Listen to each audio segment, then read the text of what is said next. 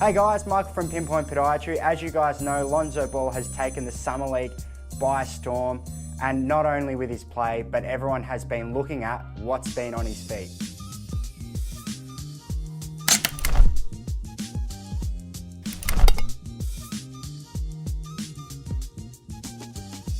Now, many people have been saying what a marketing genius LeVar Ball is, obviously Lonzo Ball's father.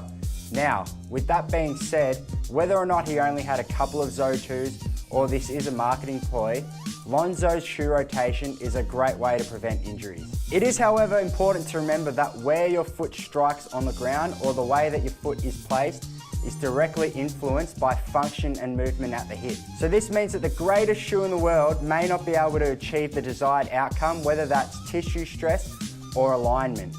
So what is tissue stress? It's basically the amount of work or volume a muscle, tendon, ligament can take before breaking down. So basically it's an overuse injury, or where the muscle or tendon or ligament is simply not strong enough to take that amount of workload. So what does this have to do with Lonzo Ball and his current shoe rotation? Lonzo Ball has won the Zo2s, Adidas Hardened Volume 1s. Yes, in Australia we call it Adidas, not Adidas. He's also worn the Kobe ADs, the Under Armour Curry 4s, and the Jordan 31 lows, which I've actually done a performance review on, so go check that out. So if we take a look at all these basketball shoes, they are very similar in some respects. However, they are very different in other respects as well. So this can be things like the different cushioning systems in each shoe. So for example, the Adidas Hardened Volume 1s use a boost cushioning, whereas in the Jordan 31 lows, they use a full length unlock zoom. They also use different amounts of types of cushioning.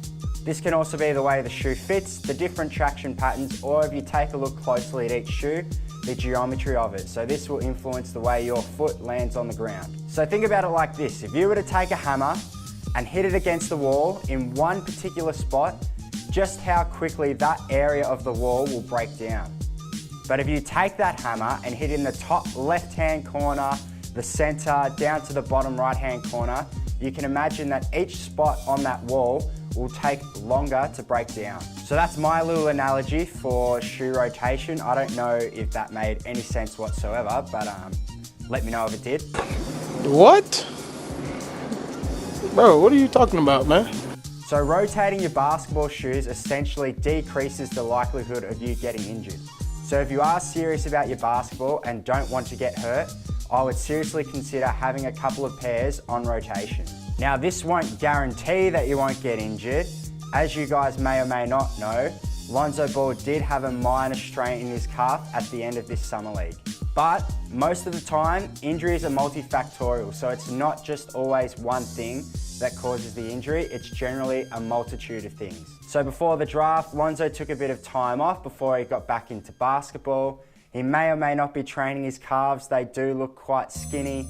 And although it is only summer league, the level of play from college to an NBA level has increased, so the intensity that Lonzo has to work at to maintain his play on the court is increased. So with that being said, guys, how good do you think Lonzo Ball is going to be this season? Do you think he's going to be Rookie of the Year, take the Lakers to the playoffs?